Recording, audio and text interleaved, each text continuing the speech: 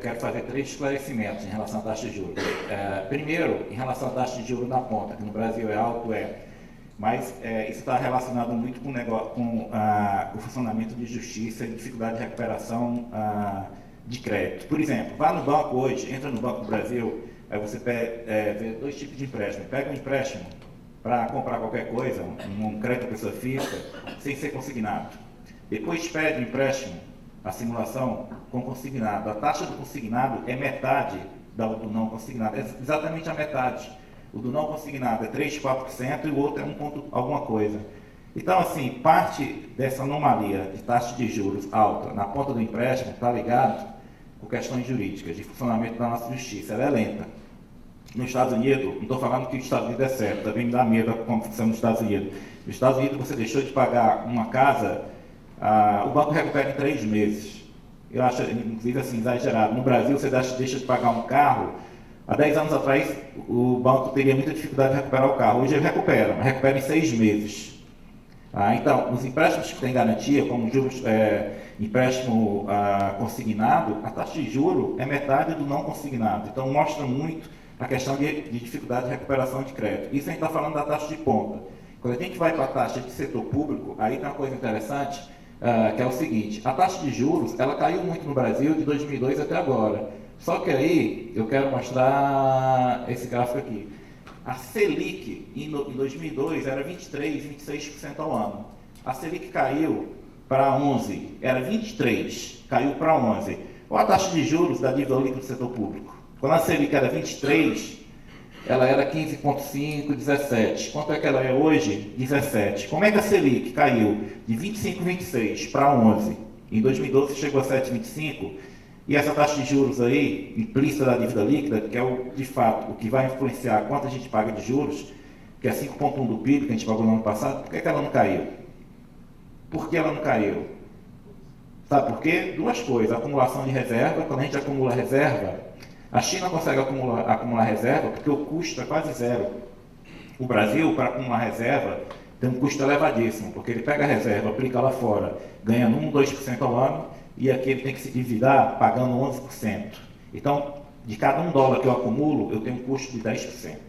Então, parte do nosso custo brutal está ligado ao fato de eu acumular reserva sem ter recurso de sobra, sem ter poupança para isso. Segundo, a expansão da dívida para banco público. Quando eu empresto para o BNDES emprestar para a Friboi, ou para qualquer que seja, sem desmérito da Friboi, eu faria a mesma coisa se eu fosse dono da Friboi. O dinheiro está lá, as taxas de juros do PSI estavam negativas. Quer dizer, quando a gente fala que o juro aumenta para o investimento, em parte, porque para você investir no Brasil hoje, você paga uma taxa de juros real, se for recurso do BNDES, próximo de 0. Quem comprou caminhão há 2 anos atrás, a taxa de juros era 3% ao ano, um país que a inflação é 6%. Você tinha um juro real negativo para comprar caminhão. Quer dizer, quase que eu deixava o serviço público e ia comprar caminhão.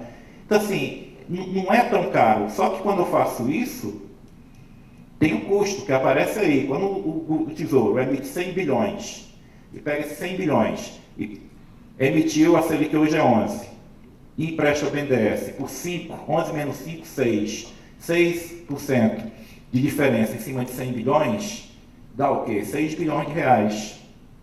Tem um custo, e isso aparece nessa taxa de juros implícita.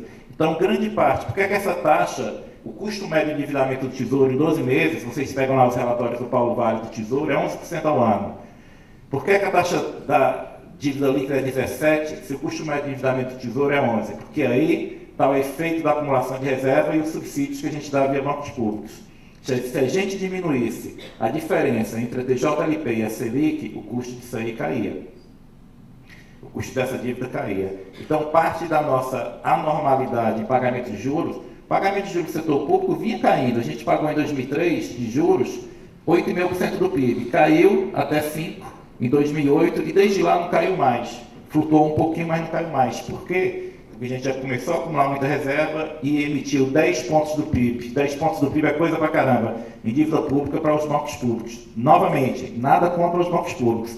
Agora deixa o custo claro. Porque se você não deixar o custo claro, o que é que os empresários legitimamente vão fazer, como eles estão sentindo na pele um problema de competitividade, vão pedir mais crédito subsidiado.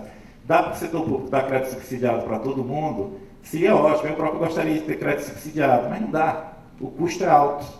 Então, assim, parte da nossa anomalia de juros é, questões jurídicas, na ponta do empréstimo. Se a gente está falando de juros de endividamento do Tesouro, o custo médio é 11%, é muito menor do que era, é a metade do que era em 2002 e 2003. Só que o custo da dívida líquida não caiu, por quê? Porque a gente tem várias operações subsidiadas e acumulação de reserva. E por que a taxa de juros ainda não é menor? Porque a nossa inflação é alta. A taxa de juros de longo prazo do Brasil, esquecendo problemas conjunturais, a taxa de juros de longo prazo do Brasil, real, é 6%. Ela deveria ser pelo menos 3 ou 4, para a gente estar na normalidade do resto do mundo. A gente vai conseguir fazer 3 ou 4% de juro real? A gente vinha nesse caminho, mas agora é muito difícil, porque quando a gente olha para frente, a gente não sabe agora o que vai acontecer. Se vocês olharem, vocês sabem fazer esse cálculo melhor do que eu, em 3 anos de governo Dilma, sem desmérito da presidenta, parte não é culpa dela, parte é coisa que, enfim, está de regras, mas a despesa pública não financeira do governo central cresceu 1,5 pontos do PIB. Em 8 anos de Lula, cresceu 1,7. Em 3 anos de governo Dilma, a gente teve um crescimento da despesa primária do governo central equivalente a quase 8 anos de Lula. Por quê? Porque a presidenta passou a gastar muito mais do que o governo anterior? Não, mas porque a gente começou a crescer muito menos. No Brasil, quando a gente cresce muito pouco, a arrecadação logo cresce muito pouco e a despesa sobre o PIB aumenta. Nesse ano, possivelmente, em 4 anos de governo Dilma, a despesa primária vai ter crescido 2,2% do PIB. Isso é equivalente a 12 anos anteriores de crescimento da despesa primária, de 1999 até 2010. Se a gente tiver mais 2 anos de crescimento, como é que a gente vai... Não estou falando de primário de 2, não. Estou falando de primário de 1. Porque o primário em 12 meses está 1,5. Mas você tira de 1,5 a postergação do pagamento do precatório judiciais de abril, tira disso a receita de Libra, que não é recorrente, eu não tenho um campo de Libra para leiloar todo ano, e você tira daí também o refis, eu não vou ficar fazendo refis todo ano, esse primário de 1,5 vai para 0,6 em 12 meses. Aí eu pergunto a vocês, como é que esse primário vai para 1? Porque o que eu olho, a tendência do gasto, a tendência da receita, é do gasto continuar crescendo muito mais do que a receita, porque a sociedade quer. Só que se a gente não retomar o crescimento, acabou, assim, a gente não vai conseguir atender os anseios da sociedade. Taxa de juros está alta, tá, mas aí tem política pública, ela poderia ser muito menor se a gente tivesse acumulado menos reserva e se a gente não tivesse aumentado tanto a dívida para fazer empréstimo subsidiado via bancos públicos.